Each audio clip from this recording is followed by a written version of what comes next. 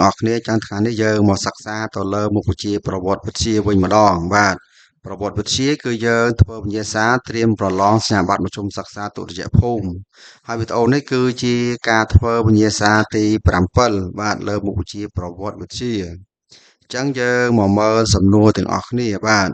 ញ្ចឹងសំណួរគឺយើងមាន5សំណួរបាទ5សំណួរដូចអ្វីដែលបងប្អូនបានឃើញរបៀបនេះអញ្ចឹងគឺមាន5សំណួរបាទចឹងរាល់ការប្រឡងសញ្ញាបត្របាក់ឌុបគឺមុខវិជ្ជាប្រវត្តិវិទ្យាគេចេញ5សំណួររបៀបនេះចឹងនេះគឺជាសំណួរគំរូនិងពេលរបៀបនៃការឆ្លើយថាតើយើងគួរឆ្លើយរបៀបណាទើបយើងទទួលបានបន្ទុកខ្ពស់ហើយជាចម្លើយដែលត្រឹមត្រូវ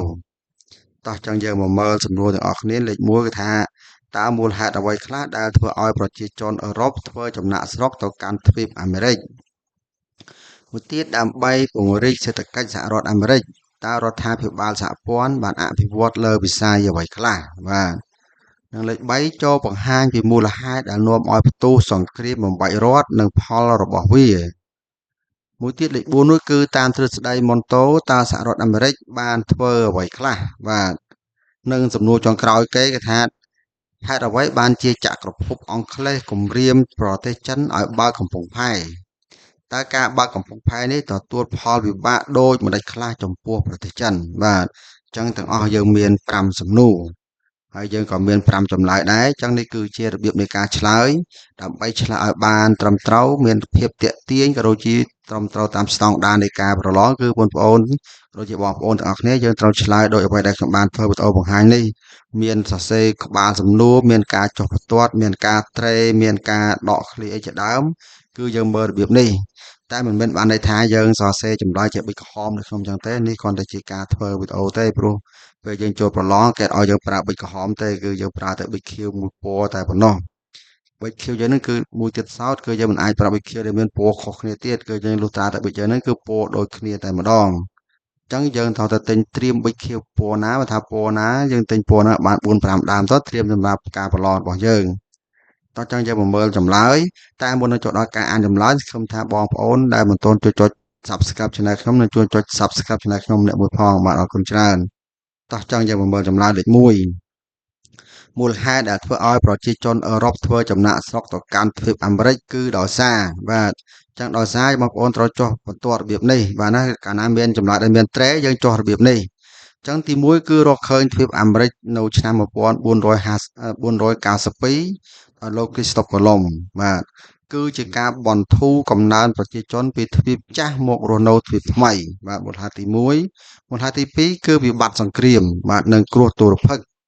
ដូចជានៅប្រទេសអ៊ីរ៉ង់ជាដើមបាទអ៊ីឡង់ជាដើមលេខ2ចំណុចលេខ2ដើម្បីពង្រីកសេដ្ឋកិច្ចសហរដ្ឋអាមេរិករដ្ឋាភិបាលសហព័ន្ធបានអភិវឌ្ឍលើវិស័យបាទចឹងគេអភិវឌ្ឍទៅលើវិស័យ3យ៉ាងធំទី1គឺវិស័យកសិកម្មវិស័យគមនាគមន៍និងវិស័យពាណិជ្ជកម្មលើវិស័យកសិកម្មរដ្ឋាភិបាលសហរដ្ឋអាមេរិកនេះបានចេញច្បាប់លំនៅឋាននៅឆ្នាំ1862ដើម្បីលើកទឹកចិត្តដល់ពួកអ្នកដែលមករស់នៅសហរដ្ឋអាមេរិកត្រូវបំបែកដីធ្លី65ហិកតាក្នុងមួយគ្រួសារបាទចឹងបានន័យថាអ្នកដែលមករស់នៅសហរដ្ឋអាមេរិកថ្មីគឺត្រូវទទួលបានដី65ហិកតាក្នុងមួយគ្រួសារតែម្ដងសម្រាប់ធ្វើវិស័យកសិកម្មបាទនយោបាយរបស់រដ្ឋនីមួយៗត្រូវបានបែងចែកដីចំនួន2លានហិកតាបន្ថែមទៀតបាទចឹងបានន័យថាអាមេរិកនេះគឺជាប្រទេសមួយដែលមានវិសាលភាពទឹកដីធំទូលាយណាស់បងប្អូនទាំងអស់គ្នាបាទណាចឹងយើងមកមើលវិស័យទី2នោះគឺវិស័យគមនាគមន៍បាទចឹងរដ្ឋាភិបាលសហព័ន្ធបានស្ថាបនាផ្លូវរថភ្លើង2ខ្សែបាទចឹងគេបានបង្កើតផ្លូវរទេះភ្លើង2ខ្សែទៀតគឺនៅឆ្នាំ1868បាទសំទោស1869បាទហ្នឹងមិន68 69វិស័យមួយទៀតនោះគឺវិស័យពាណិជ្ជកម្មបាទអញ្ចឹងក្នុងរយៈពេលតែ25ឆ្នាំទឹកដីសហរដ្ឋអាមេរិកនៅតំបន់ទំនាបកណ្ដាលបានប្រែក្លាយពីតំបន់ព្រៃមកជាតំបន់ពាណិជ្ជកម្មនិងចំការដំណាំខ្វាត់ខ្វែងជាក្រឡាចក្រត្រង្គតែម្ដងបាទចឹងបានន័យថាគឺមានសន្ទុះលឿនណាស់ត្រឹមតែ25ឆ្នាំទេចឹងយើងមកមើលចម្លើយទី3មូលហេតុដែលនាំឲ្យមានផ្ទុះសង្គ្រាមបំបែករដ្ឋបាទនិងផលរបស់វា គឺកើតឡើងដោយសារអំពីបញ្ហាពួកស្បែកខ្មៅបាទដោយសារពួកស្បែកខ្មៅជាហេតុធ្វើឲ្យមានសង្គ្រាមបំបែករដ្ឋបាទអញ្ចឹងយើងមកមើលអ្នកគ្នាចំណុចទី1ចាប់តាំងពីឆ្នាំ1850នៅរដ្ឋប៉ែកខាងជើងមានចលនាប្រឆាំងឲ្យមានបាទរបបទេសភាពនៅតំបន់ប៉ែកខាងត្បូងប៉ុន្តែរដ្ឋប៉ែកខាងត្បូងមិនព្រមធ្វើតាមសំណើពួកខាងជើងដោយខ្លាចបាត់បង់ផលប្រយោជន៍ពីព្រោះមុខរបរពួកគេគឺពឹងដាច់ខាតលើពួកស្បែកខ្មៅបាទចំណុចមួយទៀតនៅឆ្នាំ1860លោក Abraham Lincoln បាទមានគំនិតប្រឆាំងនឹងរបបទេសភាពបានជាប់ឆ្នោតជាប្រធានាធិបតីនៅសហរដ្ឋអាមេរិកកត្តាមួយទៀតនោះគឺការគៀបសង្កត់បានជំរុញឲ្យរដ្ឋទាំង11នៅប៉ែកខាងត្បូងបំបែកចេញពីរដ្ឋសហព័ន្ធ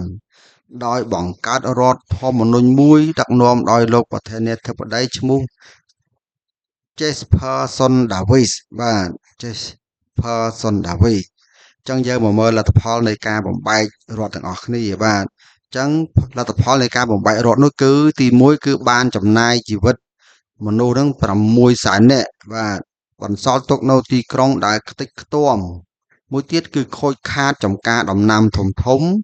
មួយទៀតនោះពួកម្ចាស់ចំការធំនៅប៉ែកខាងត្បូងត្រូវវិនាសទ្រព្យសម្បត្តិធ្លាក់ខ្លួនក្របាទហើយមួយទៀតនោះគឺទេសកលស្បែកបាទទេសកលស្បែកខ្មៅត្រូវគេដោះលែងឲ្យមានសេរីភាពអញ្ចឹងយើងចូលដល់ចម្លើយទី4បាទទី4តាមទ្រឹស្ដីមុនរ៉ូសហរដ្ឋអាមេរិកបានបាទអញ្ចឹងតាមទ្រឹស្ដីមុនរ៉ូសហរដ្ឋអាមេរិកបានធ្វើអ្វីខ្លះអញ្ចឹងទី1គឺពង្រីកអាណានិគមនៅតំបន់អាមេរិកកណ្ដាលបាទនិងអាមេរិកខាងត្បូងមួយទៀតដាក់អាណានិគមលើទ្វីបអាស៊ីបាទនិងនៅឆ្នាំ1898ប្រធានាធិបតី Cleveland បានប្រកាសសង្គ្រាមជាមួយអេស្ប៉ាញបាទដើម្បីដណ្ដើមប្រទេសហ្វីលីពីននិងប្រទេសគុយបាព្រមទាំងដណ្ដើមកោះប៉ូតូរីកូនិងកោះហ្គាមនៅក្នុងលំហមហាសមុទ្រប៉ាស៊ីហ្វិកនិងចំណុចមួយទៀតនោះគឺនៅខែតុលាឆ្នាំ1983សហរដ្ឋអាមេរិកបានលើកទ័ពចូលបានលើកកងទ័ពចូលអញ្ចឹងយើងមកមើលចម្លើយទី5ដែលជាចម្លើយចុងក្រោយគេនៅក្នុងវិញ្ញាសារបស់យើងបានជាចក្រភពអង់គ្លេសគំរាមប្រទេសចិនឲ្យបើកកំពង់ផែព្រោះដើម្បីពាណិជ្ជកម្មអង់គ្លេសការទទួលផលវិបាករបស់ប្រទេសចិននោះគឺបាទអញ្ចឹងចិនមានផលវិបាកដូចជាទី1បានបើកទ្វារចំហឲ្យអាភៀនហូរចូលប្រទេសចិនដោយទឹកបាក់ទំនប់មួយទៀតនោះគឺមានចលនាបះបោរជាច្រើនបានកើតឡើងជាបន្តបន្ទាប់ប្រឆាំងនឹងពួកឈ្លានពានប្រឆាំងនឹងពួករាជវង្សម៉ាន់ជូបាទនិងមួយទៀតនោះគឺវិបត្តិសង្គមក៏រីករាលដាលដោយអំពើពុករលួយផងដែរបាទនេះគឺជាសំណួរនិងចម្លើយដែលមាននៅក្នុងវិញ្ញាសាប្រឡងសញ្ញាបត្រមធ្យមសិក្សាទុតិយភូមិបាទគឺលើមុខវិជ្ជាប្រវត្តិវិទ្យាអញ្ចឹងសូមបញ្ចប់ត្រឹមតែប៉ុណ្ណេះយើងជួបគ្នានៅវីដេអូក្រោយៗទៀត